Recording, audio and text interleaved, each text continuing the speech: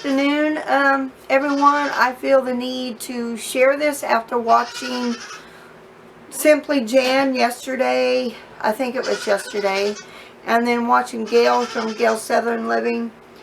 I really need to share this. It might inspire somebody else or help somebody else. So here it goes. This is very hard for me to share. And here, if you hear a goat kid bleating in the background, that's just Miss Daisy wanting attention. She loves me. Anywho, about 22 years ago, me and my husband, we had a child. That child was diagnosed with hypoxic ischemic encephalopathy, which basically means he had a lack of oxygen. The doctors couldn't tell me exactly when it happened, but you know, he was total care. That means he was not able to eat on his own. He had to have at first he had a NG tube through his nose to feed him formula, mixed up a special type of formula, and then later on down the road he got what's called a Mickey button, and then he had to have care 24/7. When he would it just blow your mind, the things he would do. Like I said, this is very hard. His second nurse that was in our home, because we had nurses in our home to take care of him during the night and sometimes during the day. It all depends. When he was born, he was put on hospice. And hospice is a very wonderful organization. If any of you are not familiar with hospice. Anyway, when he came, the weekend before he came home, he turned blue. Well, needless to say, my little boy was a fighter. Our little boy was a fighter.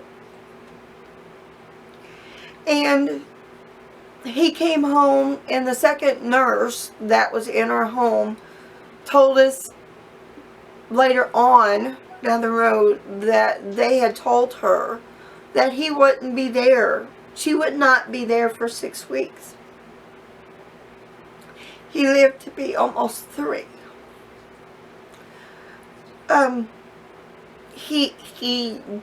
They told me they didn't know whether or not it would be what he would be able to do, what he could do. So the doctors always said, well, it was between God and Cody. Everything was between God and Cody. My mother-in-law, bless her heart, she said, well, God don't make junk. He don't make junk. Well, so he was almost a year and a half, and he was doing great, wonderful. And then hospice said, well, we're going to take you off the hospice right now. And then 6 months before he passed, hospice was back in. He walked for me. Cody walked for me. He cried, even though they said he couldn't do either one of those things, but he did. He did both. A new nurse would come into the house, and he always had this thing.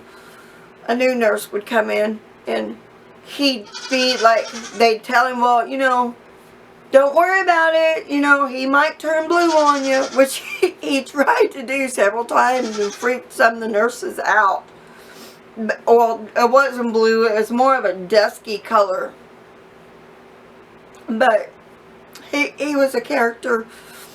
Whenever his older sister got in trouble, our oldest daughter got in trouble, man, have the biggest old smile.